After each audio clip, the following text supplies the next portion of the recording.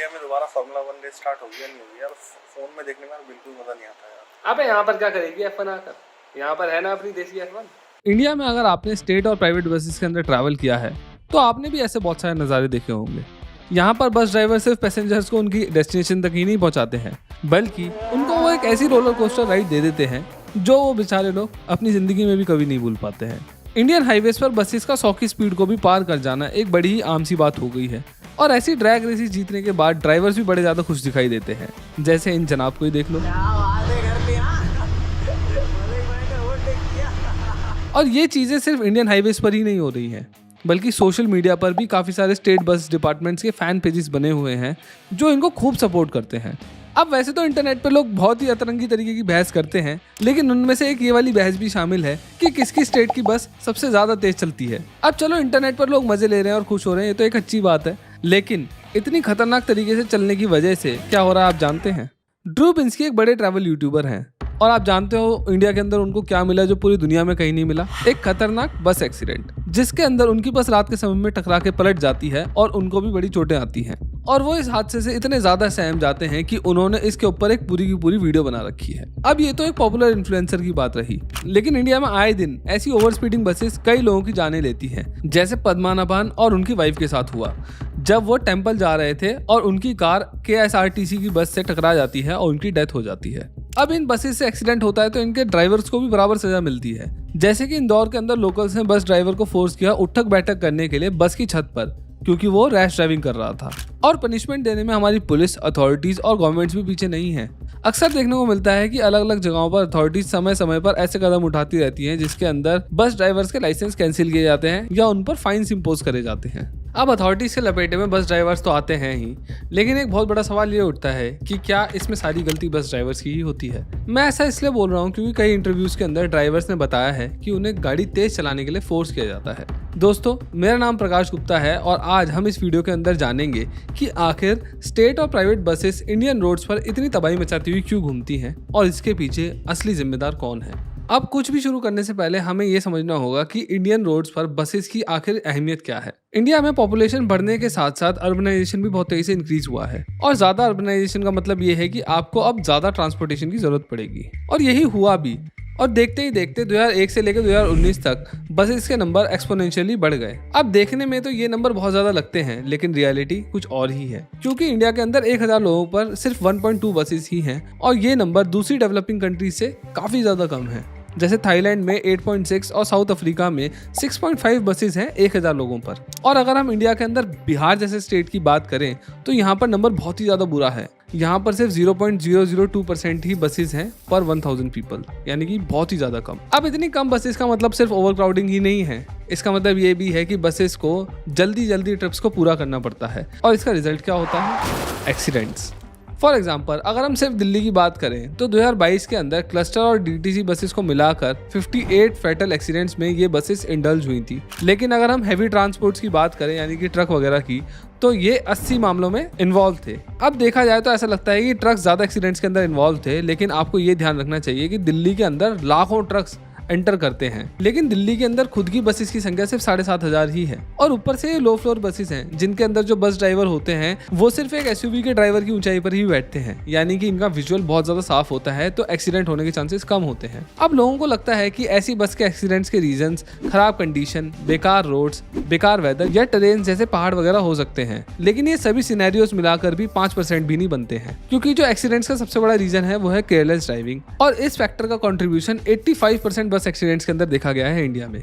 अब ये प्रॉब्लम कितनी बड़ी है ये तो हम समझ चुके हैं, और इसीलिए अब हम समझेंगे कि इसके पीछे की असली दिक्कत क्या है। और इसको समझने के लिए हमें दो बड़े मुद्दों की बात करनी पड़ेगी, जिसमें पहला है एडमिनिस्ट्रेशन की तरफ से प्रेशर और दूसरा है ड्राइवर्स पर पैसे कमाने का प्रेशर। तो चलिए हम पहले मुद्दे की बात करते हैं, लेकिन उससे पहले please consider subscribing this channel, क्योंकि आप में सिर्फ 17% लोग ही ऐसे हैं जो इस चैनल को सब्सक्राइब करते हैं, और जब आप लोग सब्सक्राइब करते हैं तो हमें बहुत ज्यादा मोटिवेशन मिलती है ऐसी ही वीडियोस बनाते रहने की। चलिए वीडियो में आगे बढ़ते हैं। महाराष्ट्र स्टेट रोड ट्रांसपोर्टेशन यानी कि MSRTC के वर्कर्स फाउंडेशन ने 2012 में एडमिनिस्ट्रेशन को ओपन लेटर लिखा कि उन्हें 8 आवर की शिफ्ट से ज्यादा काम करने के लिए फोर्स ना किया जाए। सिमिलरली एक इंसिडेंट के अंदर BEST के बस ड्राइवर्स ने हड़ताल कर दी क्योंकि उन्हें नए सर्कुलर के अकॉर्डिंग 12 घंटे लगातार बस चलाने के लिए बोला जा रहा था, सिर्फ 2 ब्रेक्स के साथ। और लॉन्ग रूट पर तो हालत बहुत ही ज्यादा खराब है। केवी गुरुस्वामी, जो कि TNSTC में रिटायर्ड ड्राइवर हैं, उन्होंने टाइम्स ऑफ इंडिया को अपने इंटरव्यू में बताया कि कैसे बस ड्राइवर को 650 किलोमीटर डेली बस चलाने के लिए फोर्स किया जाता है डिपोट द्वारा, और उन्हें लिटरली 24-24 घंटे लगातार बस चलानी पड़ती है। और ऐसी ही सेम कंडीशन हमें केरला स्टेट में भी देखने को मिलती है, जहां ट्रेड यूनियन काफी ज्यादा स्ट्रांग है। तिरुवनंतपुरम से कोझिकोड 10 घंटे से भी ज्यादा का सफर है, लेकिन KSRTC के सिंगल ड्राइवर को पूरा अप डाउन करने के लिए बोला जाता है, जिसमें कि बस शाम को 8 बजे चलकर सुबह 6:30 बजे पहुंचती है, और ड्राइवर को सिर्फ 3.5 घंटे दिए जाते हैं डिपोट पर आराम करने के लिए। उसके बाद उनको फिर से बस वापस लेकर निकलना पड़ता है। और इस इंक्रीजिंग प्रेशर के पीछे का कारण वही है जो मैंने अभी पहले बताया आपको, यानी कि शॉर्टेज ऑफ बसेस। अब सिर्फ लॉन्ग वर्किंग आवर्स हो तो फिर भी चल जाए, लेकिन इसके ऊपर से एक प्रेशर और होता है ड्राइवर्स के ऊपर, यानी कि ट्रिप को टाइम पर पूरा करने का। टाइम्स ऑफ इंडिया को ट्रांसपोर्ट ऑफिशियल बताते हैं कि बसेस का शेड्यूल 80s में लिखा गया था, यानी कि जब इनको परमिट्स दिए गए थे। लेकिन अब रोड्स पर चीजें 80 के दशक जैसी नहीं रही हैं, क्योंकि जहां पर 1981 में रोड्स पर सिर्फ 5.4 मिलियन ऑपरेशनल व्हीकल्स ही थे, अब 2020 में ये बढ़कर 326 बिलियन हो चुके हैं, यानी कि 6000% की ग्रोथ हुई है गाड़ियों के मामले में इंडिया के अंदर। और ये एक मैसिव नंबर है। और गाड़ियों के इस मैसिव नंबर से क्या होता है? करेक्ट, शहरों में बहुत ज्यादा जाम लगता है। अब आपके और मेरे लिए जाम में सिर्फ 1.5 घंटा फंसना ही एक आफत बन जाता है और सर दर्द कर देता है। तो सोचिए बस ड्राइवर्स के लिए कितना ज्यादा दर्दनाक होगा। आप इसे ऐसे समझिए कि एक बस जो 2 सिटीज के अंदर ट्रैवल करती है, उसे सेम जाम में 4 बार फंसना पड़ता है, 2 बार एक सिटी में, 2 बार दूसरी सिटी में आते जाते टाइम। और इसीलिए जो ड्यूटी सिर्फ 8 घंटे की होनी चाहिए, वो 10 से 12 घंटे या उससे भी ऊपर चली जाती है। और शहरों के अंदर ऐसे जाम के अंदर अपना वक्त खराब करने का मतलब ये होता है कि ड्राइवर को बाकी रूट के ऊपर बस बहुत ही ज्यादा तेज चलानी पड़ती है, यानी कि हाईवेज पर जो खुले होते हैं। और इसी गैप को पूरा करने के लिए ड्राइवर्स 60 किलोमीटर पर आवर की लिमिट को तोड़कर 80, 100 और इवन 120 किलोमीटर पर आवर की स्पीड तक चलाते हैं अपनी बसेस को। और ये हरियाणा रोडवेज की बस इस बात को लेजिट साबित करती है, जो कि 100 की स्पीड से भी ज्यादा तेज चल रही है। अब ये तो रही गवर्नमेंट बसेस के ड्राइवर्स की बात, जिसके चलते हम ये बोल सकते हैं कि ड्राइवर्स के ऊपर प्रेशर होता है बसेस को तेज चलाने का। लेकिन ये मुद्दा प्राइवेट बस ड्राइवर्स के लिए काफी ज्यादा अलग है, क्योंकि जहां गवर्नमेंट बस ड्राइवर्स को फिक्स सैलरी मिलती है, वहीं प्राइवेट बस ड्राइवर्स के साथ ऐसा नहीं है। प्राइवेट ड्राइवर्स को 24 घंटे की शिफ्ट के साथ सिर्फ 15 दिन का काम मिलता है, जिसका मतलब ये हुआ कि उन्हें आधे टाइम में पूरे महीने का खर्चा निकालना होता है। ऊपर से प्राइवेट बस ड्राइवर्स की मिनिमम वेज भी बहुत ज्यादा कम है, और ये 150 रुपए प्रति दिन तक भी हो सकती है। लेकिन जहां से वो एक्स्ट्रा पैसा कमाते हैं वो है टिकट के प्राइस पर, यानी कि उनको 3 रुपए कमीशन मिलता है 100 रुपए की टिकट्स के ऊपर। यानी कि वो जितने ज्यादा लोग भरेंगे या जितनी जल्दी ट्रिप्स को कंप्लीट करेंगे, उनकी इनकम बढ़ेगी उससे। और इसीलिए अपने पैसेंजर्स की जान को जोखिम में डालकर ड्राइवर्स ज्यादा और जल्दी ट्रिप्स करते हैं, ताकि वो कंपटीशन से आगे रह सके। और इस जल्दी का रिजल्ट क्या होता है? ये